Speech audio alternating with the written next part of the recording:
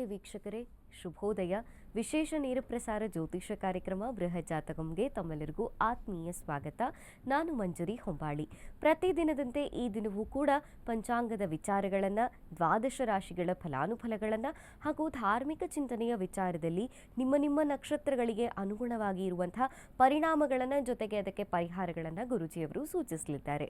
ಕಾರ್ಯಕ್ರಮದಲ್ಲಿ ಖ್ಯಾತ ಜ್ಯೋತಿಷಿಗಳು, ವೇದ ಪಾರಂಗತರು ಶ್ರೀ ಆಚಾರ್ಯ ಗುರುಜಿಯವರಿದ್ದಾರೆ. ಅವರನ್ನ ಕಾರ್ಯಕ್ರಮಕ್ಕೆ ಸ್ವಾಗತಿಸೋಣ. ಗುರುಗಳೇ ನಮಸ್ತೆ, ಕಾರ್ಯಕ್ರಮಕ್ಕೆ ಸ್ವಾಗತ. ನಮಸ್ತೆ. ಅಸ್ಮದ್ಗುರುಭ್ಯೋ ನಮಃ. ಅಖಂಡ ಮಂಡಲಾಕಾರಂ ವ್ಯಾಪ್ತಂ ಗೆನ ಚರಾಚರಂ ತತ್ಪದಂ ದರ್ಶಿತಂ ಗೆನ ತಸ್ಮೈ ಶ್ರೀ ಗುರವೇ ನಮಃ. ಅಪದಾಮಪಹರ್ತಾರಂ ಧಾತಾರಂ ಸರ್ವಸಂಪದಾಂ ಲೋಕಾಭಿರಾಮಂ ಶ್ರೀರಾಮಂ ಭೂಯೋರ್ಭೂಯೋ ನಮಮ್ಯಹಂ. ಮನೋಜವನ್ ಮಾರುತತುಲ್ಯ ವೇಗಂ ಜಿತೇಂದ್ರಿಯಂ ಬುದ್ಧಿಮತಾನ್ ವರಿಷ್ಠಂ ವಾತಾತ್ಮಜನ್ ವಾನರಯೂಥ ಮುಖ್ಯಂ ಶ್ರೀರಾಮಧೂತಂ ಶಿರಸ ನಮಾಮಿ. ಜೈ ಶ್ರೀಮನ್ನಾರಾಯಣ. ವೀಕ್ಷಕರೇ, ಮೊದಲನೇದಾಗಿ ಈ ದಿನದ ಪಂಚಾಂಗದ ವಿಚಾರಗಳು ಹೇಗಿದೆ ಗುರುಗಳಿಂದ ತಿಳಿದುಕೊಳ್ಳೋಣ.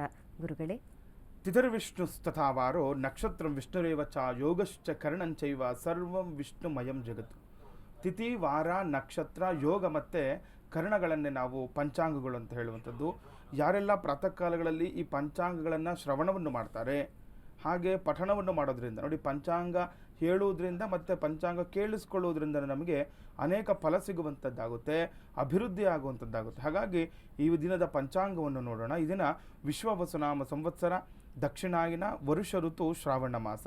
ಶ್ರಾವಣ ಮಾಸದ ಕೃಷ್ಣ ಪಕ್ಷ ನಡೀತಾ ಇದೆ. ಕೃಷ್ಣ ಪಕ್ಷದಲ್ಲಿ ನಾವಿರುವಂಥದ್ದು. ಈ ದಿನ ಷಷ್ಠಿ ಗುರುವಾರ ಬಂದಿರುವಂಥದ್ದು. ರೇವತಿ ನಕ್ಷತ್ರ, ಶೂಲಯೋಗ, ಗರ್ಜಕರ್ಣವನ್ನು ಈ ಪಂಚಾಂಗಗಳಲ್ಲಿ ನಾವು ನೋಡ್ಬೋದಾಗಿದೆ. ಇನ್ನು ಈ ದಿನದ ರಾಹುಕಾಲ ಹಾಗೆ ಯಮಗಂಡ ಕಾಲಗಳನ್ನು ಕೂಡ ನಾವು ಅವಶ್ಯಕವಾಗಿ ತಿಳ್ಕೊಳ್ಬೇಕಾಗುತ್ತೆ. ಯಾಕಂದರೆ ನಮಗೆಲ್ಲ ಗೊತ್ತು, ಈ ರಾಹುಕಾಲಗಳಲ್ಲಿ ಆಗಲಿ ಅಥವಾ ಯಮಗಂಡ ಕಾಲಗಳಲ್ಲಿ ಯಾವುದೇ ಶುಭ ಪ್ರಯಾಣಾದಿಗಳನ್ನು ಅಥವಾ ಶುಭ ಸಮಾರಂಭಗಳನ್ನಾಗಲಿ ಶುಭ ಕಾರ್ಯಗಳನ್ನಾಗಲಿ ಪ್ರಾರಂಭ ಮಾಡಬಾರ್ದು ಅಂತ ಹೇಳುತ್ತೆ ಶಾಸ್ತ್ರ. ಹಾಗಾಗಿ ಈ ದಿನದ ರಾಹುಕಾಲವನ್ನು ನೋಡೋಣ. ಈ ದಿನ ಮಧ್ಯಾಹ್ನ ರಾಹುಕಾಲ 1:58 3:33 ಈ ದಿನ ನಾವು ರಾಹುಕಾಲವನ್ನು ನೋಡ್ಬೋದು. ಇನ್ನು ಯಮಗಂಡ ಕಾಲ 6:08 7:42 ಈ ದಿನ ಯಮಗಂಡ ಕಾಲವನ್ನು ಕೂಡ ತಿಳ್ಕೊಳ್ಬೋದು. ಇನ್ನು ಗುಳಿಕ ಕಾಲ 9:16 10:50 ಈ ದಿನ ಗುಳಿಕ ಕಾಲವನ್ನು ಕೂಡ ನಾವು ನೋಡ್ಬೋದಾಗಿದೆ. ಇನ್ನು ಬ್ರಾಹ್ಮಿ ಮುಹೂರ್ತ 4:36 5:22 ಈ ದಿನ ನಾವು ಗುಳಿಕ ಕಾಲವನ್ನು ನೋಡ್ಬೋದು. ನೋಡಿ, ಈ ಸಮಯದಲ್ಲಿ ತುಂಬ ವಿಶೇಷವಾಗಿರುವಂತಹ ಬ್ರಾಹ್ಮಿ ಮುಹೂರ್ತದ ಸಮಯ ಇದು. ಈ ಸಮಯದಲ್ಲಿ ಈ ಮಂತ್ರ ಜಪ ಮಾಡಿಕೊಳ್ಳೋರು ಅಥವಾ ಮಂತ್ರ ಸಿದ್ಧಿ ಮಾಡ್ಕೊಳ್ಳಲಿಕ್ಕೆ ಆಗಲಿ ಯಾವುದೊಂದು ಶುಭ ಕಾರ್ಯಗಳನ್ನು ಮಾಡಲಿಕ್ಕೆ ಶುಭಪ್ರದವಾಗಿರುವಂತಹ ಸಮಯ ಈ ಬ್ರಾಹ್ಮಿ ಮುಹೂರ್ತ. ಇನ್ನು ಈ ದಿನದ ಸೂರ್ಯೋದಯ ಮತ್ತು ಸೂರ್ಯಾಸ್ತಮವನ್ನು ನೋಡೋಣ. ಸೂರ್ಯೋದಯ ಬೆಳಗ್ಗೆ 6:08 ಸೂರ್ಯೋದಯವಾದರೆ ಸಂಜೆ ಸೂರ್ಯಾಸ್ತಮ 6:41 ಈ ದಿನ ಸೂರ್ಯ ಅಸ್ತಮವಾಗುವುದನ್ನು ಕೂಡ ನಾವು ನೋಡ್ಬೋದಾಗಿದೆ. ಪಂಚಾಂಗದ ವಿಚಾರಗಳು ಹೇಗಿದೆ ಗುರುಗಳಿಂದ ತಿಳಿದುಕೊಂಡಿದ್ದೇವೆ. ಇನ್ನು ದ್ವಾದಶ ರಾಶಿಗಳ ಫಲಾನುಫಲ ಕಾರ್ಯಕ್ರಮದಲ್ಲಿ ನೀವು ಕೂಡ ಕರೆ ಮಾಡಬಹುದು. ಕರೆ ಮಾಡಿದಾಗ ನೀವು ಹುಟ್ಟಿದ ದಿನಾಂಕ, ಹುಟ್ಟಿದ ಸಮಯ, ಹುಟ್ಟಿದ ಸ್ಥಳವನ್ನು ತಿಳಿಸಬೇಕಾಗತ್ತೆ. ನಿಮ್ಮ ಯಾವುದೇ ಸಮಸ್ಯೆಗಳು ಇದ್ರೂ ಸಹ ಗುರುಗಳಿಂದ ನೇರವಾಗಿ ಉತ್ತರಗಳನ್ನು ಪಡಿಬಹುದು. ನಿಮ್ಮ ಯಾವುದೇ ಸಮಸ್ಯೆಗಳಿಗೂ ಕೂಡ ಗುರುಗಳು ಪರಿಹಾರವನ್ನು ಸೂಚಿಸ್ತಾರೆ. ಇನ್ನು ಇವತ್ತು 12 ರಾಶಿಗಳ ಫಲಾನುಫಲ ಹೇಗಿದೆ ಗುರುಗಳಿಂದ ತಿಳಿದುಕೊಳ್ಳೋಣ. ಗುರುಗಳೇ, ಪೂಜ್ಯಾಯ ರಾಘವೇಂದ್ರಾಯ ಸತ್ಯ ಧರ್ಮವ್ರತಾಯ ಚ ಭಜತಾಂ ಕಲ್ಪವೃಕ್ಷಾಯ ನಮತಾಂ ಕಾಮಧೇನವೇ. ಶುಭ ಬೃಹಸ್ಪತಿ ವಾರ ಅಂತ ಹೇಳ್ತೀವಿ, ಗುರುವಾರ. ಗುರುಗಳನ್ನು, ನಿಮ್ಮ ಯಾವುದೇ ಗುರುಗಳಾಗಲಿ, ಗುರುಗಳ ಆಶೀರ್ವಾದ ನಮಗೆ ಇತ್ತು ಅಂತಂದರೆ ನಾವು ಮಾಡುವಂತಹ ಕಾರ್ಯಗಳೆಲ್ಲವೂ ಕೂಡ ಯಶಸ್ವಿ ಆಗುತ್ತೆ ಅಂತ. ಹಾಗಾಗಿ ಗುರುಗಳ ಆಶೀರ್ವಾದ ಪಡೆದು ದಿನವನ್ನು ಪ್ರಾರಂಭ ಮಾಡೋಣ. ದ್ವಾದಶ ರಾಶಿಗಳದರೊಟ್ಟಿಗೆ ಈ ದಿನದ ಧಾರ್ಮಿಕ ವಿಚಾರವಾಗಿ ಸಾಮಾನ್ಯವಾಗಿ ದಿನನಿತ್ಯವೂ ಕೂಡ ನಾವು ಈ ನಕ್ಷತ್ರಗಳ ಬಗ್ಗೆ ತಿಳಿಸ್ಕೊಡ್ತಾ ಇದ್ದೀವಿ. ಕೆಲವೊಬ್ಬರಿಗೆ ಈ ನಕ್ಷತ್ರದ ಜನ ಆಗಿರ್ತೀರ, ಅದರಲ್ಲಿ ಒಳ್ಳೆಯದೇನು ಕೆಟ್ಟದ್ದೇನು ಗೊತ್ತಿರಲ್ಲ, ಅದನ್ನು ಅವಶ್ಯಕವಾಗಿ ತಿಳ್ಕೊಳ್ಬೇಕಾಗುತ್ತೆ. ಹಾಗಾಗಿ ನಿತ್ಯವೂ ಕೂಡ ನಾವು ಈ ರಾಶಿ ನಕ್ಷತ್ರಗಳ ಬಗ್ಗೆ ತಿಳಿಸ್ಕೊಡ್ತಾ ಬರ್ತಾ ಇದ್ದೀವಿ. ಈ ದಿನದೂ ಕೂಡ ಕೆಲವೊಂದು ರಾಶಿಗಳ ಬಗ್ಗೆ ನಾನು ಕೆಲವೊಂದು ನಕ್ಷತ್ರಗಳ ಬಗ್ಗೆ ನಿಮಗೆ ತಿಳಿಸ್ಕೊಡ್ತೀನಿ. ಇನ್ನು ದ್ವಾದಶ ರಾಶಿಗಳು: ಮೇಷ, ವೃಷಭ, ಮಿಥುನ, ಕಟಕ, ಸಿಂಹ, ಕನ್ಯಾ, ತುಲ, ವೃಶ್ಚಿಕ, ಧನಸ್ಸು, ಮಕರ, ಕುಂಭ ಮತ್ತು ಮೀನರಾಶಿ. ಈ 12 ರಾಶಿಗಳನ್ನೇ ನಾವು ದ್ವಾದಶ ರಾಶಿ ಅಂತ ಹೇಳುವಂಥದ್ದು. ಪ್ರಥಮ ರಾಶಿ ಮೇಷರಾಶಿಯವರಿಗೇನೆಲ್ಲ ಅನುಕೂಲಗಳಿದೆ ಅಥವಾ ಅನಾನುಕೂಲಗಳಿದೆ ನೋಡುವಂಥದ್ದು. ನೋಡಿ, ಈ ದಿನ ಮೇಷರಾಶಿಯವರಿಗೆ ಕೆಲಸದಲ್ಲಿ ನಷ್ಟ ಅಂತ ಹೇಳ್ತಾ ಇದ್ದೀವಿ. ನೋಡಿ, ಯಾರೆಲ್ಲ ಮೇಷರಾಶಿಗಳಿದ್ರೆ ಸ್ವಲ್ಪ ಗಮನದಲ್ಲಿ ಇಟ್ಕೊಳ್ಬೇಕು. ಗುರುವಾರ ಇವತ್ತು ಸ್ವಲ್ಪ ಮಾಡುವಂತಹ ಕೆಲಸ ಕಾರ್ಯದಲ್ಲಿ ನಷ್ಟ ಆಗ್ಬೋದು ಅಂತ. ಎಲ್ಲೋ ಒಂದು ಹತ್ರ ಕೆಲಸ ಕಾರ್ಯ ಮಾಡ್ತಾ ಇರ್ತೀರ, ಯಾವುದೋ ಏನೋ ತೊಂದರೆ ಆಗುವಂಥದ್ದು ಅಥವಾ ಲಾಭಾಂಶ ಕಡಿಮೆ ಆಗುವಂಥದ್ದು, ನಷ್ಟ ಆಗುವಂಥದ್ದಲ್ಲಿ ಇರುತ್ತೆ. ಸ್ವಲ್ಪ ಜಾಗೃತರಾಗಿ ಕೆಲಸ ಕಾರ್ಯಗಳನ್ನು ಇದನ್ನು ಮಾಡ್ಕೊಳ್ಬೇಕಾಗುತ್ತೆ. ಆರ್ಥಿಕ ಪರಿಸ್ಥಿತಿ ಏರುಪೇರು ಉಂಟಾಗುತ್ತದೆ ಅಂತ ಹೇಳ್ತಾ ಇದ್ರು. ನೋಡಿ, ನಷ್ಟ ಆದರೆ ಮತ್ತು ಹಣದ ವಿಚಾರ ಏರುಪೇರು ಉಂಟಾಗೇ ಆಗುತ್ತೆ. ಹಾಗಾಗಿ ನೋಡ್ಕೊಳ್ಬೇಕು. ಹಣದ ವಿಚಾರವಾಗಿ, ದುಡ್ಡಿನ ವಿಚಾರವಾಗಿ ಆರ್ಥಿಕ ಸಂಕಷ್ಟ ಕೂಡ ಎದುರಾಗ್ಬೋದು, ಏರುಪೇರಾಗುವಂಥ ಸಂಭವ ಕೂಡ ಇರುತ್ತೆ. ಇನ್ನು ವಿದ್ಯೆಯಲ್ಲಿ ಹಿನ್ನಡೆ ಅಂತ ಕೂಡ ಹೇಳ್ತಾರೆ. ನೋಡಿ, ವಿದ್ಯಾಭ್ಯಾಸದಲ್ಲಿ ಕೂಡ ಸ್ವಲ್ಪ ಹಿನ್ನಡೆ ಆಗುತ್ತೆ. ಕೆಲವೊಬ್ರು ಏನೋ ಎಜುಕೇಷನ್ ಅಂದರೆ ಏನೋ ಒಂದು ಓದಬೇಕು ಅಂದ್ಕೊಳ್ತಾ ಇರ್ತೀರ, ಯಾಕೋ ಮಾರ್ಗಗೋಚರ ಆಗ್ತಿರಲ್ಲ, ಮನಸ್ಸು ಬರ್ತಾ ಇರಲ್ಲ, ಆ ರೀತಿ ಎಲ್ಲ ಸ್ವಲ್ಪ ತೊಂದರೆಗಳು ಆಗುವಂಥದ್ದಾಗುತ್ತೆ. ಹಾಗಾಗಿ ಅದನ್ನು ನೋಡ್ಕೊಳ್ಳಿ. ಇನ್ನು ಈ ದಿನ ಅಧಿಕಾರಿಗಳಿಂದ ಕೂಡ ತೊಂದರೆ, ಸ್ವಲ್ಪ ಮೇಷರಾಶಿಗೆ ಕಷ್ಟಕರವಾದ ದಿನ ಅಂತ ಹೇಳ್ಬೋದು. ಎಲ್ಲ ವಿಚಾರದಲ್ಲೂ ಸ್ವಲ್ಪ ತೊಂದರೆ ಆಗುವಂಥದ್ದು, ನಿಮ್ಮ ಮೇಲಾಧಿಕಾರಿಗಳಿಂದ ಕೂಡ ಯಾವುದೋ ಒಂದು ಕಿರಿಕಿರಿನೋ ಅಥವಾ ಏನೋ ಒಂದು ಆಗುವಂಥದ್ದಾಗುತ್ತೆ. ಹಾಗಾಗಿ ಸ್ವಲ್ಪ ಜಾಗೃತರಾಗಿ ಈ ದಿನವನ್ನು ಕಳಿಬೇಕಾಗುತ್ತೆ ಮೇಷರಾಶಿಯವರು. ವೃಷಭ ರಾಶಿಯವರಿಗೆ ನೋಡೋಣ. ಈ ದಿನ ಕೆಲಸ ಕಾರ್ಯಗಳಲ್ಲಿ ವಿಘ್ನ ಅಂತ ಹೇಳ್ತೇವೆ ನೋಡಿ. ವೃಷಭ ರಾಶಿಯವರಿಗೂ ಕೂಡ ಸ್ವಲ್ಪ ಕಷ್ಟದ ದಿನನೇ ಇವತ್ತು. ಯಾಕಂದರೆ ಯಾವುದೋ ಒಂದು ವಿಘ್ನಗಳು ಬರುತ್ತೆ, ಯಾವ ಕೆಲಸನೂ ಆಗ್ತಾ ಇರಲ್ಲ, ಸ್ವಲ್ಪ ಮುಂದೆ ಹೋಗೋಕೆ ಆಗ್ತಾ ಇರಲ್ಲ, ಏನೋ ತೊಂದರೆ ಆಗುತ್ತೆ. ಹಾಗಾಗಿ ಸ್ವಲ್ಪ ಎಚ್ಚರಿಕೆಯಿಂದ ಮಾಡ್ಕೊಳ್ಬೇಕು. ಅನಾರೋಗ್ಯ ಕಾಡುತ್ತೆ, ಶತ್ರುಬಾಧೆ ಕೂಡ ಅಂತ ಹೇಳ್ತಾ ಇದೆ. ಯಾವುದೋ ಶತ್ರುಗಳಿಂದ ಸ್ವಲ್ಪ ಏನೋ ತೊಂದರೆ ಆಗ್ಬೋದು, ಅಥವಾ ಅದ್ರ ಜೊತೆ ಅನಾರೋಗ್ಯ ಕೂಡ ಇರುವಂಥದ್ದು. ಹಾಗಾಗಿ ಎಚ್ಚರಿಕೆಯಿಂದ ಇರಬೇಕು. ಹಣದ ತೊಂದರೆ ಕೂಡ ಉಂಟಾಗುತ್ತೆ. ವೃಷಭ ರಾಶಿಯವರು ಯಾರಲ್ಲಿದ್ದಾರೆ ಗಮನದಲ್ಲಿ ಇಟ್ಕೊಳ್ಳಿ. ವೃಷಭ ರಾಶಿಯವರು ಕೂಡ ಸ್ವಲ್ಪ ಕಷ್ಟಕರವಾದ ದಿನ ಅಂತಲೇ ಹೇಳ್ಬೋದು. ಯಾವುದೇ ವ್ಯವಹಾರ ಈ ದಿನ ಮಾಡ್ಲಿಕ್ಕೆ ಹೋಗಬೇಡಿ. ಆರೋಗ್ಯ ಸಮಸ್ಯೆ ಇದ್ದರೆ ಅದಕ್ಕೆ ಪರಿಹಾರ ಮಾಡ್ಕೊಳ್ಳಿ, ಅಥವಾ ನಿಮ್ಮ ಹಿತಶತ್ರುಗಳನ್ನು ದೂರ ಇರೋದು ನೋಡ್ಕೊಳ್ಬೇಕು. ಹಿತಶತ್ರುಗಳು ನಮ್ಮ ಜೊತೆನೇ ಇರ್ತಾರೆ, ಅಂತಹವರಿಂದ ಸ್ವಲ್ಪ ನೀವು ಜಾಗೃತರಾಗಿದ್ದರೆ ಒಳ್ಳೆಯದು ಇವತ್ತು ವೃಷಭ ರಾಶಿಯವರಿಗೆ. ಮಿಥುನ ರಾಶಿಯವರಿಗೆ ನೋಡಿದಾಗ ಆರೋಗ್ಯದಲ್ಲಿ ಏರುಪೇರು ಉಂಟಾಗುವ ಸಾಧ್ಯತೆ. ಮಿಥುನ ರಾಶಿಯವರಿಗೂ ಕೂಡ ಆರೋಗ್ಯ ಸಮಸ್ಯೆ, ಯಾಕಂದರೆ ಸಾಮಾನ್ಯವಾಗಿ ವಾತಾವರಣ ಬದಲಾವಣೆ ಆಗ್ತಾ ಇರುತ್ತೆ, ಎಲ್ಲರಿಗೂ ಕೂಡ ಒಂದಲ್ಲ ಒಂದು ರೀತಿ ಆರೋಗ್ಯ ಸಮಸ್ಯೆ ಕಾಡ್ತಾ ಇರುತ್ತೆ. ಈ ದಿನ ಮಿಥುನ ರಾಶಿಯವರಿಗೆ ಸ್ವಲ್ಪ ಎಚ್ಚರಿಕೆಯಿಂದ ಇರಬೇಕಾಗುತ್ತೆ. ಧಾರ್ಮಿಕ ಕಾರ್ಯಕ್ರಮಗಳಲ್ಲಿ ಹೆಚ್ಚು ಆಸಕ್ತಿ ತೋರುವಂತಹ ಅವಕಾಶಗಳು ಕೂಡ ಇರುವಂಥದ್ದು. ಅಂದರೆ ಇವತ್ತು ಪೂಜಾ ಪುನಸ್ಕಾರಗಳಿಗೆ, ಗುರುವಾರ ಶ್ರಾವಣ ಮಾಸದಲ್ಲಿ ತುಂಬ ಚೆನ್ನಾಗಿರುತ್ತೆ. ಶ್ರಾವಣ ಮಾಸ ಅಂತ ಬಂದಾಗಲೇ ಎಲ್ಲ ಕಡೆ ಪೂಜೆ ಪುನಸ್ಕಾರಗಳು ಚೆನ್ನಾಗಿ ನಡೀತಾ ಇರುತ್ತೆ. ಏನಾದರೂ ಆಸಕ್ತಿ ಹೆಚ್ಚಾಗಿದ್ದು, ನಿಮಗೆ ದೇವರ ಪೂಜೆ ಪುನಸ್ಕಾರಗಳ ಬಗ್ಗೆ ಒಲವಿತ್ತು ಅಂತಂದರೆ ಎಲ್ಲಾದರೂ ಹೋಗಿ ದೇವಸ್ಥಾನಕ್ಕೆ ಹೋಗಿ ಬನ್ನಿ, ಅನುಕೂಲ ಆಗುತ್ತೆ. ಇನ್ನು ಕೆಲಸ ಬದಲಾವಣೆ ಮಾಡುವ ಸಾಧ್ಯತೆ ಕೂಡ ಹೆಚ್ಚಿದೆ. ಮಿಥುನ ರಾಶಿಯವರು ಯಾರಲ್ಲಿದ್ದರೆ ಗಮನದಲ್ಲಿ ಇಟ್ಕೊಳ್ಳಿ. ಏನಾದರೂ ಮಾಡುವಂಥ ಕೆಲಸ ಕಾರ್ಯ ಕ್ಷೇತ್ರದಲ್ಲಿ ಸುಮ್ಮನೆ ಕಿರಿಕಿರಿ ಆಗ್ತಾ ಇರುತ್ತೆ, ಇಷ್ಟ ಇಲ್ಲದಲ್ಲೇ ಕೆಲವರು ಕೆಲಸ ಮಾಡ್ತಾ ಇರ್ತಾರೆ. ಆ ರೀತಿ ಏನಾದರೂ ಇತ್ತು ಅಂತಂದರೆ ಬದಲಾವಣೆಗೆ ಅವಕಾಶಗಳಿದೆ ಅಂತ ಹೇಳ್ತಾ ಇದ್ದೀನಿ ನೋಡಿ ಇವತ್ತು ಮಿಥುನ ರಾಶಿಯವರಿಗೆ. ಕಟಕ ರಾಶಿಯವರಿಗೆ ಈ ದಿನ ನೋಡಿದಾಗ ತೀರ್ಥಕ್ಷೇತ್ರ ದರ್ಶನ ಮಾಡುವಿರಿ ಅಂತ ಹೇಳ್ತಾ ಇದ್ದೀನಿ ನೋಡಿ. ಒಳ್ಳೆ ದಿನ ಕಟಕ ರಾಶಿಯವರಿಗೆ. ತೀರ್ಥಕ್ಷೇತ್ರ ದರ್ಶನ ಪಾಪನಾಶನಂ ಅಂತ ಹೇಳುತ್ತೆ. ಯಾವುದೋ ಒಂದು ದೇವಸ್ಥಾನನೋ ಅಥವಾ ತೀರ್ಥಕ್ಷೇತ್ರ ಎಲ್ಲ ಒಂದು ಹೋಗಲಿಕ್ಕೆ ನಿಮಗೆ ಇವತ್ತು ಅವಕಾಶ ಇತ್ತು ಅಂತಂದರೆ ಹೋಗಿ ನಮಸ್ಕಾರ ಮಾಡ್ಕೊಂಡು ಬನ್ನಿ, ಸಾಕು. ನಿಮಗೆ ದೇವರ ಅನುಗ್ರಹದಿಂದ ಎಲ್ಲವೂ ಕೂಡ ಯಶಸ್ವಿ ಆಗುತ್ತೆ. ಕೆಲಸ ಕಾರ್ಯದಲ್ಲಿ ಅಭಿವೃದ್ಧಿ ಅಂತ ಹೇಳ್ತಾ ಇದ್ದೀನಿ ನೋಡಿ. ಯಾವಾಗ ದೇವರ ಮೊರೆ ಹೋಗ್ತೀವಿ ನಮಗೂ ಕೆಲಸ ಕಾರ್ಯದಲ್ಲಿ ಅಭಿವೃದ್ಧಿ ಆಗುತ್ತೆ. ಏನೋ ತೊಂದರೆ ಕುಂಠಿತ ಆಗಿರುತ್ತೆ, ಕೆಲಸ ನಿಂತೋಗ್ಬಿಟ್ಟಿರುತ್ತೆ, ಅವೆಲ್ಲವೂ ಕೂಡ ಅಭಿವೃದ್ಧಿ ಆಗುವಂಥದ್ದಾಗುತ್ತೆ. ಪರಸ್ಥಳ ವಾಸ, ಬಂಧು ಮಿತ್ರರ ಸಮಾಗಮನ ಆಗುವಂಥದ್ದು. ಕರ್ಕಾಟಕ ರಾಶಿಯವರು ನೋಡ್ಕೊಳ್ಬೇಕು ಇವತ್ತು ನೋಡಿ ಸ್ವಲ್ಪ ಎಲ್ಲೋ ದೂರ, ಮನೆಯಿಂದ ದೂರ ಇರಬೇಕಾಗುತ್ತೆ ಈಗ ಪರಸ್ಥಳದಲ್ಲಿ. ಇನ್ನೊಟ್ಟಿಗೆ ಅದರೊಟ್ಟಿಗೆ ಏನು ಹೇಳ್ತಾ ಇದೆ, ಬಂಧು ಮಿತ್ರರ ಸಮಾಗಮನ, ಯಾರೋ ನಿಮ್ಮ ಮಿತ್ರರು ನಿಮಗೆ ಭೇಟಿ ಆಗುವಂಥ ಸಾಧ್ಯತೆ ಕೂಡ ಹೆಚ್ಚಾಗಿರುವಂಥದ್ದು ಕರ್ಕಾಟಕ ರಾಶಿಯವರಿಗೆ. ಸಿಂಹರಾಶಿಯವರಿಗೆ ನೋಡಿದಾಗ ಉದ್ಯೋಗದಲ್ಲಿ ಅಭಿವೃದ್ಧಿ ನೋಡಿ. ಸಿಂಹರಾಶಿಯವರಿಗೆ ಇವತ್ತು ಅಭಿವೃದ್ಧಿಯ ಸಂಕೇತ ಇದೆ. ನಿಮ್ಮ ವ್ಯಾಪಾರ ಉದ್ಯೋಗದ ಉನ್ನತ ಮಟ್ಟಕ್ಕೆ ಹೋಗಲಿಕ್ಕೆ ಅನುಕೂಲಗಳಿದೆ. ಕುಟುಂಬದಲ್ಲಿ ಸೌಖ್ಯ ಕೂಡ ಇರುವಂಥದ್ದು. ಇನ್ನು ಶತ್ರುಗಳಿಂದ ನಿಮ್ಮ ನೆಮ್ಮದಿ ಹಾಳಾಗುತ್ತೆ ಅಂತ ಹೇಳ್ತಾ ಇದೆ ನೋಡಿ. ಶತ್ರುಗಳಿಂದ ಸ್ವಲ್ಪ ಜಾಗೃತರಾಗಿರಬೇಕು. ಹಿತಶತ್ರು, ಅಹಿತಶತ್ರು, ಕ್ರೂರ ಶತ್ರು, ನೀಚ ಶತ್ರುಗಳು ಅಂತ ಹೇಳ್ತೀವಿ. ಶತ್ರುಗಳಲ್ಲಿ ವಿಧವಾದ ಶತ್ರುಗಳಿರ್ತಾರೆ. ಯಾವುದೋ ಒಬ್ಬ ಶತ್ರುವಿಂದ ಸ್ವಲ್ಪ ನೆಮ್ಮದಿ ಹಾಳಾಗುವಂಥದ್ದಾಗುತ್ತೆ. ಹಾಗಾಗಿ ಸ್ವಲ್ಪ ಜಾಗ್ರತೆ ವಹಿಸಬೇಕು ಸಿಂಹರಾಶಿಯವರು. ಕನ್ಯಾ ರಾಶಿಯವರಿಗೆ ನೋಡಿದಾಗ ಆಕಸ್ಮಿಕ ಧನನಷ್ಟ ಉಂಟಾಗುತ್ತೆ ಅಂತ ನೋಡಿ. ಯಾರು ಕನ್ಯಾ ರಾಶಿಗಳಿದ್ದಾರೆ ಗಮನದಲ್ಲಿ ಇಟ್ಕೊಳ್ಳಿ. ಇದು ತುಂಬ ವಿಶೇಷವಾಗಿರುವಂತಹ ವಿಚಾರ ಇದು. ಯಾಕಂದರೆ ಆಕಸ್ಮಿಕ ಧನನಷ್ಟ ಅಂದರೆ ನಿಮಗೆ ತಿಳ್ಕೊಂಡಿರಲ್ಲ, ಏನೋ ವಿಚಾರಕ್ಕೆ ಸುಮ್ಮನೆ ಹಣ ವ್ಯರ್ಥ ಆಗಿಬಿಡುತ್ತೆ ನೋಡಿ. ಎಲ್ಲೋ ಅಪಘಾತಗಳಾಗ್ಬಿಡೋದು ಗಾಡಿಗಳಿಗೆ, ಅಥವಾ ದುಡ್ಡು ಕಳ್ಕೊಂಬಿಡುವಂಥದ್ದು, ಇದೇ ರೀತಿಯೆಲ್ಲ ಆಗುವಂಥದ್ದು ಇರುತ್ತೆ. ಸ್ವಲ್ಪ ಜಾಗೃತರಾಗಿರಬೇಕು. ಬೆಲೆ ಬಾಳುವ ವಸ್ತಾಗಲಿ ಅಥವಾ ಹಣದ ವಿಚಾರವಾಗಲಿ ಸ್ವಲ್ಪ ಎಚ್ಚರಿಕೆಯಿಂದ ಇರಿ. ಸುಮ್ಮನೆ ಅದು ಕಳೆದೋಗುವಂಥದ್ದೆಲ್ಲ ಆಗುತ್ತೆ. ಸ್ವಲ್ಪ ಜಾಗೃತರಾಗಿರಬೇಕು. ತಿರುಗಾಟ ಇರುವಂಥದ್ದು, ಮಕ್ಕಳೊಡನೆ ಮನಸ್ತಾಪ, ಇದೆಲ್ಲ ಕೂಡ ಇವತ್ತು ಕನ್ಯಾ ರಾಶಿಯವರು ಮಕ್ಕಳ ಜೊತೆ ಮಾತನಾಡುವಾಗ ಸ್ವಲ್ಪ ಎಚ್ಚರಿಕೆಯಿಂದ ಇರಬೇಕು. ಮತ್ತು ತಿರುಗಾಟ ಕೂಡ ಜಾಸ್ತಿ ಇರುತ್ತೆ ಅಂತ ಹೇಳ್ತಾರೆ. ಮಿತ್ರರಿಂದ ಸಹಾಯ ಆಗುತ್ತಾದರೆ ಎಲ್ಲೋ ಒಂದು ದೂರ ಹೋಗಿರ್ತೀರಾ, ತಿರುಗಾಟ ಅಂತಂದ್ರೆ ದೂರ ಎಲ್ಲ ಹೋಗಬೇಕು. ಆ ಸಂದರ್ಭದಲ್ಲಿ ಏನೋ ಬೆಲೆ ಬಾಳುವ ವಸ್ತು ಕಳ್ಕೋಬೋದು. ಈ ರೀತಿ ಎಲ್ಲ ಗೋಚರ ಫಲದಲ್ಲಿರೋದ್ರಿಂದ ನೀವು ಮುನ್ನೆಚ್ಚರಿಕೆ ಕ್ರಮಗಳನ್ನು ತೆಗೆದುಕೊಂಡ್ರೆ ನಿಮ್ಗೆ ಅನುಕೂಲಗಳಾಗುತ್ತೆ ಕನ್ಯಾ ರಾಶಿಯವರಿಗೆ. ತುಲಾರಾಶಿಯವರಿಗೆ ನೋಡಿದಾಗ ದೂರ ಪ್ರಯಾಣದಲ್ಲಿ ಧನ ನಷ್ಟ ಅಂತ ಹೇಳ್ತಾ ಇದೆ ನೋಡಿ. ಇದು ಪ್ರಯಾಣ ಬೇಡ ಅಂತ ಸಾಮಾನ್ಯವಾಗಿ ನಾವು ಹೇಳ್ತಾ ಇರ್ತೀವಿ. ಏನಾದರೂ ಪ್ರಯಾಣ ಯೋಗ ಇತ್ತು ಅಂದರೆ ಹೋಗಿ ನಿಮಗೆ ಇವತ್ತು ಅನುಕೂಲ ಆಗುತ್ತೆ ಅಂತ. ಆದರೆ ಪ್ರಯಾಣದಲ್ಲಿ ಇವತ್ತು ತುಲಾರಾಶಿಯವರಿಗೆ ಪ್ರಯಾಣದಲ್ಲಿ ಧನ ನಷ್ಟ ಅಂತ ಹೇಳ್ತಾ ಇದೆ. ಮನೋರಂಜನೆಗೋಸ್ಕರ ಹೆಚ್ಚು ಸಮಯ ಕೂಡ ಕಳೆಯುವಂಥ ಅವಕಾಶಗಳಿರುವಂಥದ್ದು. ಗೆಳೆಯರಿಂದ ತೊಂದರೆ ಅಂತ ತುಲಾರಾಶಿಯವರಿಗೆ ಗಮನದಲ್ಲಿ ಇಟ್ಕೊಳ್ಳಿ. ಇವತ್ತೇನು ಹೇಳ್ತಾ ಇದೆ, ದೂರದ ಪ್ರಯಾಣದಲ್ಲಿ ನಷ್ಟ ಮತ್ತು ಗೆಳೆಯರಿಂದನೂ ಕೂಡ ತೊಂದರೆ ಅಂತ ಹೇಳ್ತಾ ಇದೆ. ಹಾಗಾಗಿ ಎಚ್ಚರಿಕೆಯಿಂದ ಇರಬೇಕು ಇದನ್ನ ತುಲಾರಾಶಿಯವರು. ಗುರುಗಳೇ, ಒಂದು ಕರೆ ಸಿದ್ಧವಾಗಿದೆ, ನೋಡೋಣ. ನಮಸ್ಕಾರ, ನಿಮ್ಮ ಹೆಸರು? ಮೇಡಮ್, ನನ್ನ ಹೆಸರು ವೈಶಾಲಿ ಅಂತ. ಯಾರ ಬಗ್ಗೆ ಕೇಳಬೇಕಾಗಿತ್ತಮ್ಮ? ನನ್ನ ಬಗ್ಗೆ ಕೇಳಬೇಕಿತ್ತು. ನೀವು ಹುಟ್ಟಿದ ದಿನಾಂಕವನ್ನು ತಿಳಿಸಿ. 19/8/88. 9/8/88. 19/8/88. ಹುಟ್ಟಿದ ಸ್ಥಳ? ಚನ್ನಪಟ್ಟಣ. ಹುಟ್ಟಿದ ಸಮಯ ಹೇಳಿಮ್ಮ. ಮೇಡಮ್, ಇದು ರಾತ್ರಿ 12 ಗಂಟೆ ಅಂತ ಇದೆ. ರಾತ್ರಿ 12 ಗಂಟೆ. ಸರಿ, ಗುರುಗಳಿದ್ದಾರೆ, ನೇರವಾಗಿ ಅವ್ರ ಜೊತೆ ಮಾತನಾಡಿ. ನಮಸ್ತೆ ಅಮ್ಮ. 19/8. ನಮಸ್ತೆ ಸರ್. 88. ಏನು ಪ್ರಶ್ನೆ ಇತ್ತಮ್ಮ? ನಮಗೆ ಇನ್ನೂ ಮಕ್ಕಳು ಆಗಿಲ್ಲ. ಓಕೆ. ಮನೇಲಿ ಯಾವಾಗಲೂ ಜಗಳ, ಕಿರಿಕಿರಿ. ಎಷ್ಟು ವರ್ಷ ಆಯ್ತಮ್ಮ ಮದುವೆ ಆಗಿ ನಿಮ್ಮದು? 10 ವರ್ಷ ಆಯಿತು. ಇನ್ನೂ ಮಕ್ಕಳ ಬಗ್ಗೆ ನೋಡ್ತಾ ಇದ್ದೀರಾ? ಹೌದು. ಸ್ವಾತಿ ನಕ್ಷತ್ರ ತುಲಾರಾಶಿ ನೋಡಿ, ನಿಮ್ಮ ಜಾತಕ ನೋಡ್ಕೊಳ್ಳಿ. ಈಗ ಒಂದು ಮಕ್ಕಳ ವಿಚಾರ ಅಂತ ಬಂದಾಗ ನಾವು ಜನ್ಮ ಜಾತಕ ತಗೊಳ್ತೀವಿ. ಆ ಜಾತಕದಲ್ಲಿ ಲಗ್ನದಿಂದ ನಾವು ಕೆಲವೊಂದು ರಾಶಿಗಳನ್ನು ನೋಡಿದಾಗ ಏನಾಗುತ್ತೆ, ಈ ಪುತ್ರ ಸಂತಾನ ಆಗಲಿ ಅಥವಾ ಸಂತಾನಕ್ಕೆ ಕೆಲವೊಂದು ತೊಂದರೆಗಳಾಗ್ತಾ ಇರುತ್ತೆ. ಹಾಗಾಗಿ ನೋಡಿ, ತುಂಬ ವಿಶೇಷವಾಗಿರುವಂಥ ಸಮಯದಲ್ಲಿ ನೀವು ಕರೆ ಮಾಡಿದ್ದೀರಿ. ಯಾಕಂದರೆ ಎಲ್ಲೋ ಪೂರ್ವ ಜನ್ಮದ ಒಂದು ಸುಕೃತ ಇರ್ಬೋದು. ಯಾಕಂದರೆ ನೀವು ಕರೆ ಮಾಡುವ ಸಮಯ, ಯಾಕಂದರೆ ನಾಳೆ ಬಿಟ್ಟು ನಾಡಿದ್ದು ನಿಮಗೆ ಕೃಷ್ಣ ಜನ್ಮಾಷ್ಟಮಿ ಇರುವಂಥದ್ದು.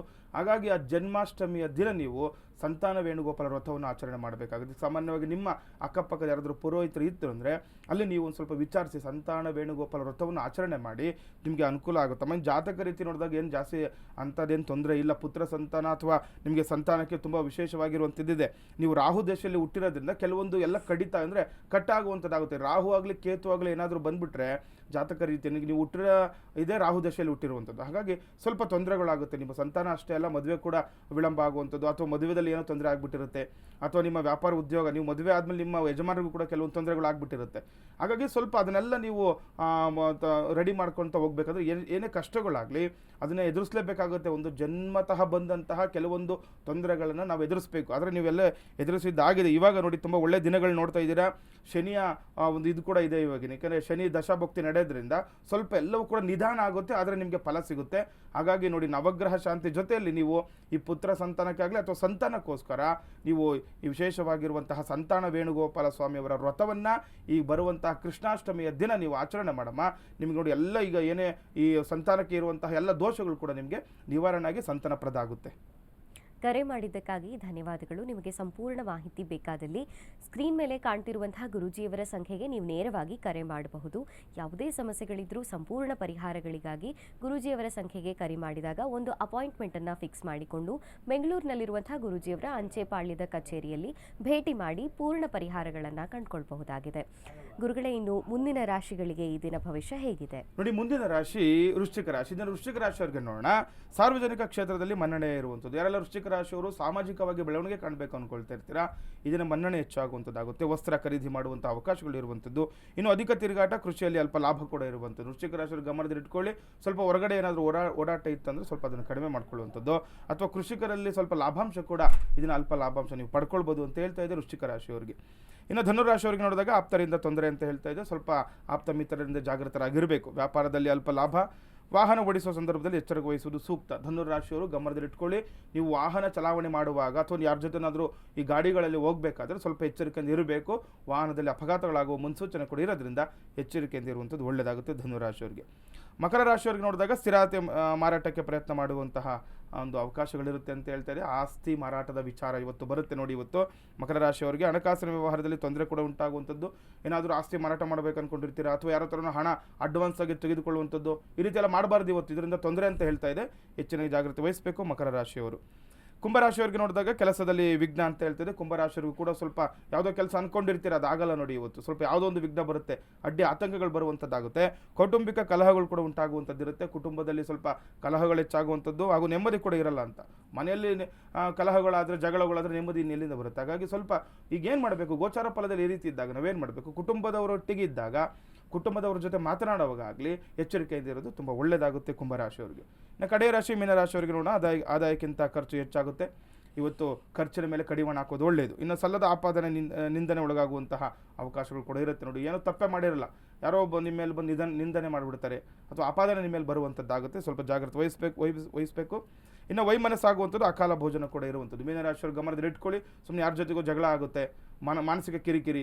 ಅಕಾಲ ಭೋಜನ ಅಂದರೆ ಟೈಮ್ಗೆ ಸರಿಯಾಗಿ ನಾವು ಊಟ ಮಾಡಲಿಕ್ಕೆ ಕೂಡ ಆಗಲ್ಲ, ಆ ರೀತಿ ಎಲ್ಲ ಆಗುತ್ತೆ. ಹಾಗಾಗಿ ಜಾಗೃತರಾಗಿ ಇದನ್ನು ಯಾವ ರೀತಿ ನಾವು ಕಳಿಬೇಕು ಅನ್ನೋದನ್ನ ನೀವು ನೋಡಿಕೊಂಡು ಇದನ್ನು ಕಳಿಬೇಕಾಗುತ್ತೆ ಮೀನರಾಶಿಯವರು.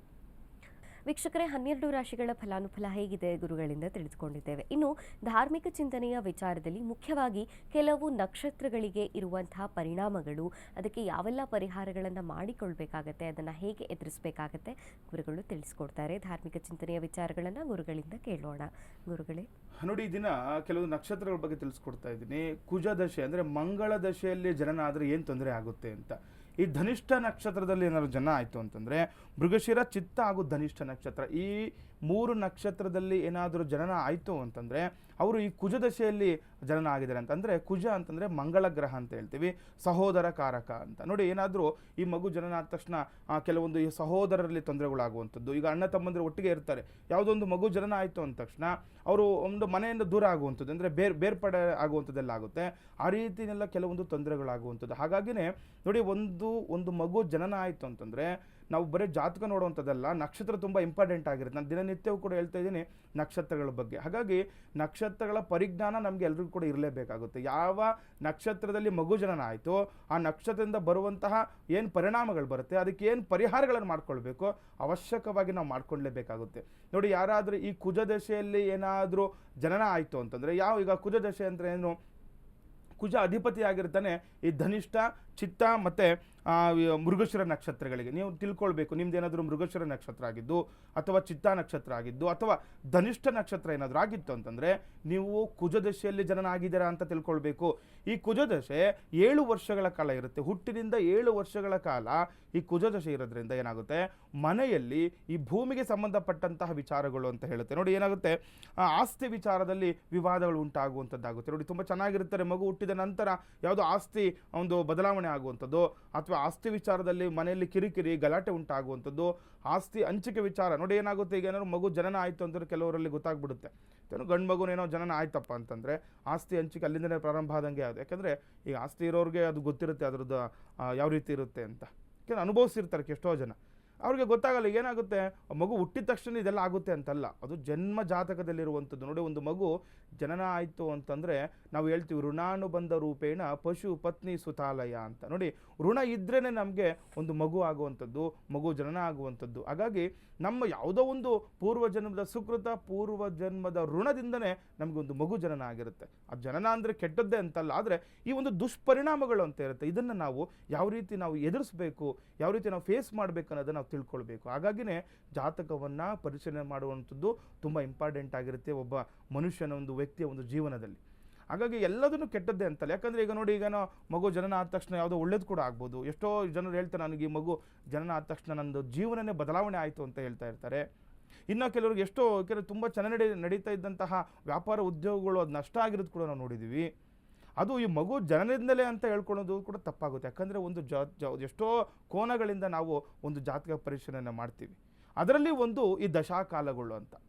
ಈಗ ನಾನು ಹೇಳ್ತಿರೋದು ಯಾವುದೋ ಒಂದು ಕೋನದಿಂದ ಒಂದು ದಶಾಭುಕ್ತಿಗಳು. ಈಗ ಕುಜ ದಶೆ ಅಂತ ಬಂದಾಗ ಸಾಮಾನ್ಯವಾಗಿ ಇರುವಂಥ ವಿಚಾರಣೆ ಈ ಕೋರ್ಟು ಮತ್ತು ಕಚೇರಿ ವಿಚಾರಗಳು. ಈಗ ಮಂಗಳ ಒಂದು ಗ್ರಹದ ವಿಚಾರಣೆ ಬಂದಾಗ ಸ್ವಲ್ಪ ನೀಚ ಗ್ರಹ ಅಂತ ಹೇಳ್ತೀವಿ.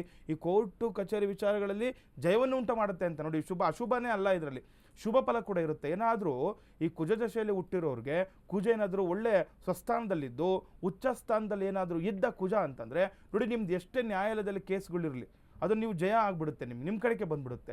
ಆದರೆ ಏನಾದರೂ ಜನ್ಮ ಲಗ್ನದಲ್ಲೇ ಏನಾದರೂ ನೀಚ ಸ್ಥಾನದಲ್ಲಿ ಲಗ್ನದಲ್ಲಿ ಕುಜಗ್ರಹ ಏನಾದರೂ ಇದ್ದ ಅಂತಂದರೆ ಅಥವಾ ನೀಚ ಗ್ರಹಗಳ ದೃಷ್ಟಿ ಇತ್ತು ಅಂತಂದರೆ ಈ ಕಡೆ ಕುಜ ದಶೆ ಇದೆ ಅಥವಾ ಅದ್ರ ಜೊತೆ ನೀಚ ಗ್ರಹಗಳ ದೃಷ್ಟಿ ಇರುವಂಥದ್ದು ನೀಚ ಸ್ಥಾನದಲ್ಲಿ. ಯಾಕೆಂದರೆ ಕೆಲವೊಂದು ಶುಭ ಸ್ಥಾನ, ಅಶುಭ ಸ್ಥಾನ, ಉಚ್ಚ ಸ್ಥಾನ, ನೀಚ ಸ್ಥಾನಗಳಂತ ಇರುತ್ತೆ ಒಂದು ರಾಶಿ ಕುಂಡಿಯಲ್ಲಿ.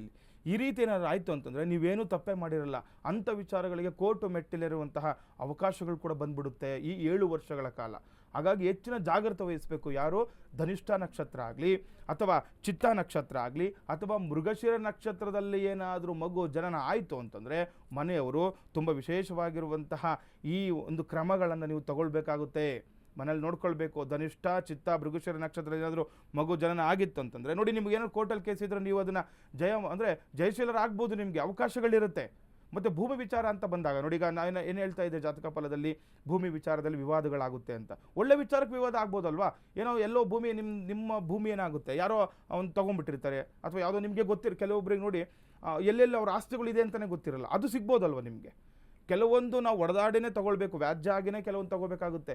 ಅದನ್ನು ಈ ಮಗುವಿನ ಒಂದು ಜನನದಿಂದ ನಿಮ್ಗೆ ಆಗ್ಬೋದಲ್ವಾ? ಯಾಕಂದರೆ ಏನಾದರೂ ಆ ಕುಜಗ್ರಹ ಒಳ್ಳೆ ಉಚ್ಚ ಸ್ಥಾನದಲ್ಲಿ ಇತ್ತಂದರೆ ಅವೆಲ್ಲ ಭೂಮಿ ಬಂದೇ ಬರುತ್ತೆ ನಿಮಗೆ. ಅಂದರೆ ನಿಮ್ಮದಾಗಿರುವಂಥ ಸ್ವತ್ತು ನಿಮ್ಗೆ ಎಷ್ಟೇ ಕಷ್ಟ ಆದರೂ ಕೂಡ ಬರುವಂಥದ್ದಾಗುತ್ತೆ. ಹಾಗಾಗಿ ಈ ರೀತಿ ಅಥವಾ ನಿಮ್ಗೇನಾದರೂ ತೊಂದರೆ ಆಗ್ತಾಯಿತ್ತು, ಈಗ ನೋಡಿ ಕುಜ ರಕ್ತಕಾರಕ ಅಂತ ಹೇಳ್ತೀವಿ. ಕುಜದ ಗ್ರಹದ ಏನಾದರೂ ಜನನ ಆಯ್ತಪ್ಪ, ಈ ಧನಿಷ್ಠ ನಕ್ಷತ್ರದಲ್ಲಿ, ಚಿತ್ತ ನಕ್ಷತ್ರದಲ್ಲಿ, ಮೃಗಶಿರ ನಕ್ಷತ್ರ ಮಗು ಜನನ ಆಗಿದೆ, ಏನಾದರೂ ಈ ರಕ್ತಕ್ಕೆ ಸಂಬಂಧಪಟ್ಟ ರಕ್ತಕಾರಕ ಅಂತ ಹೇಳ್ತೀವಿ, ರಕ್ತಕ್ಕೆ ಸಂಬಂಧಪಟ್ಟಂತಹ ಏನೋ ತೊಂದರೆಗಳು ಆಗ್ತಾ ಇತ್ತು, ಮಗು ಬೇಗ ಹುಷಾರಾಗ್ತಾ ಇಲ್ಲ, ತೊಂದರೆ ಆಗ್ತಾ ಇದೆ, ಅಥವಾ ಮನೆಯಲ್ಲಿ ಏನಾದರೂ ಪದೇ ಆಕ್ಸಿಡೆಂಟ್ಗಳು ಆಗ್ತಾ ಇರುತ್ತೆ, ಮನೆಯಲ್ಲಿ ರಕ್ತ ಬೀಳುವಂಥದ್ದಾಗುತ್ತೆ, ಅಥವಾ ಹೀಟ್ ಅಂದರೆ ಬಿಸಿಗೆ ಸಂಬಂಧಪಟ್ಟಂತಹ ವಿಚಾರಗಳು, ಆ ರೀತಿ ನಿಮ್ಗೆ ಏನಾದರೂ ಆಗ್ತಾ ಇತ್ತು ಅಂತಂದರೆ ಕುಜನಿಗೆ ಸಂಬಂಧಪಟ್ಟಂತಹ ಪರಿಹಾರಗಳನ್ನ ಮಾಡ್ಕೊಳ್ಬೇಕು ನೀವು. ಯಾಕಂದರೆ ಈ ನಕ್ಷತ್ರಗಳ ಅಧಿಪತಿ ಬಂದು ಕುಜ ಆಗಿರೋದ್ರಿಂದ, ಅಂದರೆ ಮಂಗಳ ಆಗಿರೋದ್ರಿಂದ ನೀವೇನು ಮಾಡಬೇಕು, ತೊಗರಿ ಕಾಳನ್ನು ನೋಡಿ, ಕುಜನಿಗೆ ನಾವು ತೊಗರಿ ಕಾಳನ್ನು ನೋಡ್ತೀವಿ, ಕೆಂಪು ವಸ್ತ್ರವನ್ನು ನೋಡ್ತೀವಿ. ಈ ತೊಗರಿ ಕಾಳನ್ನು ದಾನ ಮಾಡೋದ್ರಿಂದ, ಕೆಂಪು ವಸ್ತ್ರವನ್ನು ದಾನ ಮಾಡೋದ್ರಿಂದ, ಅಥವಾ ಕುಜಗ್ರಹ ಶಾಂತಿ ಮಾಡಿಸ್ಕೊಳ್ಳೋದ್ರಿಂದ, ಮನೆಯಲ್ಲಿ ನೋಡಿ ಈಗ ಸಾಮಾನ್ಯವಾಗಿ ಏನಾದರೂ ಮಗುವಿನ ನಾಮಕರಣ ಸಮಯದಲ್ಲೋ ನಿಮಗೆ ಗೊತ್ತಾಗ್ತು ಅಂತಂದರೆ ಈ ನಕ್ಷತ್ರದಲ್ಲಿ ಮಗು ಜನನ ಆಗಿತ್ತು ಅಂತಂದರೆ ನೀವಲ್ಲಿ ಸಾಮಾನ್ಯವಾಗಿ ನಕ್ಷತ್ರ ಜನನ ಶಾಂತಿ ಮಾಡಿಸ್ಕೊಳ್ತೀರಾ. ಆ ಸಮಯದಲ್ಲಿ ಏನು ಮಾಡಬೇಕು, ಈ ಕೆಂಪು ವಸ್ತ್ರ, ಯಾರಾದರೂ ಪುರೋಹಿತರು ಬಂದಿರ್ತಾರೆ ಅವ್ರಿಗೆ ಕೆಂಪು ಬಣ್ಣದ ಒಂದು ಪಂಚೆಯನ್ನು ದಾನ ಮಾಡುವಂಥದ್ದು, ಅಥವಾ ಈ ಕೆಂಪು ಅಂದರೆ ಈಗ ಕುಜನಿಗೆ ಸಂಬಂಧಪಟ್ಟ ಧಾನ್ಯ, ನಾವು ಹೇಳಿದೆ ತೊಗರಿ ಕಾಳು ಅಂತ, ಈ ತೊಗರಿ ಬೇಳೆ ಯಾವುದೇ ಕಾರಣಕ್ಕೂ, ಒಡೆದ ಕಾಳುಗಳನ್ನು ಯಾವುದೇ ಕಾರಣಕ್ಕೂ ನಾವು ದಾನ ಮಾಡಬಾರ್ದು, ನಮಗೆ ಫಲ ನಿಷ್ಫಲ ಅಂತ ಹೇಳುತ್ತೆ. ಕಾಳನ್ನು ರೂಪವಾಗಿರುವಂಥದ್ದು ತೊಗರಿ ಕಾಳನ್ನು ದಾನವನ್ನು ಮಾಡಿ, ಅದರಿಂದ ಕೂಡ ಪುಣ್ಯ ಫಲ ಸಿಗುತ್ತೆ. ಏನಾದರೂ ಕೋರ್ಟ್ ಕೇಸ್ ಕೇಳುತ್ತಾ ಅದರಲ್ಲಿ ಜಯ ಪಡ್ಕೊಬೋದು ನೀವು, ಆ ರೀತಿಯಲ್ಲಿ ಆಗುವಂಥದ್ದಾಗುತ್ತೆ. ಯಾರೇ ಆಗಲಿ ಈ ನಕ್ಷತ್ರ ಜನನವಾದಾಗ ಕುಜನಿಗೆ ಸಂಬಂಧಪಟ್ಟಂಥ ಪರಿಹಾರಗಳು ಮಾಡ್ಕೊಳ್ಳಿ, ನಿಮಗೆ ಶೀಘ್ರವಾಗಿ ಫಲ ಸಿಗುವಂಥದ್ದು ಕೂಡ ಆಗುತ್ತೆ. ವೀಕ್ಷಕರೇ, ಅನೇಕ ಧಾರ್ಮಿಕ ಚಿಂತನೆಯ ವಿಚಾರಗಳನ್ನು ನಕ್ಷತ್ರದ ಕುರಿತಾಗಿ ಆಚಾರ್ಯ ಗುರೂಜಿಯವರು ತಿಳಿಸಿಕೊಟ್ಟಿದ್ದಾರೆ. ಜೊತೆಗೆ ನಾವಿಂದು ಕಾರ್ಯಕ್ರಮದಲ್ಲಿ ಪಂಚಾಂಗದ ವಿಚಾರಗಳನ್ನು, ದ್ವಾದಶ ರಾಶಿಗಳ ಫಲಾನುಫಲಗಳನ್ನು ತಿಳಿದುಕೊಂಡಿದ್ದೇವೆ. ನೀವು ಕೂಡ ಗುರುಗಳನ್ನು ನೇರವಾಗಿ ಸಂಪರ್ಕ ಮಾಡಬಹುದು. ಸ್ಕ್ರೀನ್ ಮೇಲೆ ಕಾಣ್ತಿರುವಂತಹ ಗುರೂಜಿಯವರ ಸಂಖ್ಯೆಗೆ ಕರೆ ಮಾಡಿ ಒಂದು ಅಪಾಯಿಂಟ್ಮೆಂಟನ್ನು ಫಿಕ್ಸ್ ಮಾಡಿಕೊಂಡು ನಿಮ್ಮ ಯಾವುದೇ ಸಮಸ್ಯೆಗಳು ಇದ್ರೂ ಸಹ ಗುರುಗಳಿಂದ ಪರಿಹಾರಗಳನ್ನು ಕಂಡುಕೊಳ್ಬಹುದಾಗಿದೆ. ಈ ಎಲ್ಲ ಮಾಹಿತಿಯನ್ನು ತಿಳಿಸಿಕೊಟ್ಟಿದ್ದೀರಿ ಗುರುಗಳೇ, ಧನ್ಯವಾದ. ಲೋಕ ಸಮಸ್ತ ಸುಖಿನೋ ಭವಂತು, ಸಮಸ್ತ ಸನ್ಮಂಗಳಾನಿ ಭವಂತು. ಶ್ರೀಮತೇ ರಾಮಾನುಜಾಯ ನಮಃ. ವೀಕ್ಷಕರೇ, ಇದಾಗಿತ್ತು ಈ ಹೊತ್ತಿನ ವಿಶೇಷ ನೇರ ಪ್ರಸಾರ ಜ್ಯೋತಿಷ್ಯ ಕಾರ್ಯಕ್ರಮ ಬೃಹತ್ ಜಾತಕಂ. ಮತ್ತೆ ಮುಂದಿನ ಸಂಚಿಕೆಯಲ್ಲಿ ಭೇಟಿಯಾಗೋಣ. ನೋಡ್ತಾ ಇರಿ ಅಶ್ವವೇಗ ಸುದ್ದಿವಾಹಿನಿ. ಇದು ಸತ್ಯಾನ್ವೇಷಣೆಯ ಓಟದಲ್ಲಿ.